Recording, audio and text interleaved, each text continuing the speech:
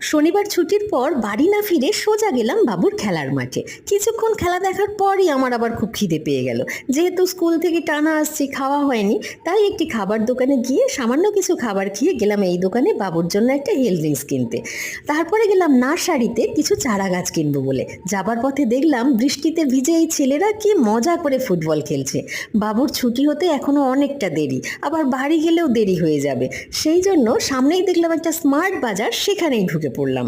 সেখানে কিছু কেনাকাটা করে তারপরে আবার গেলাম বাবুর কাছে ওর খেলার মাঠে।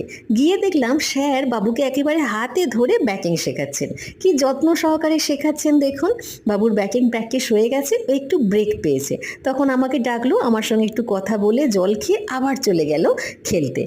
ফেরার পথে দেখলাম এক বৌদি ছাতা খাটিয়ে ফুচকা বিক্রি করছেন। দেখে এত ভালো লাগলো, আমরা সবাই মিলে ফুচকা খেয়ে তারপরে ফিরলাম বাড়ি।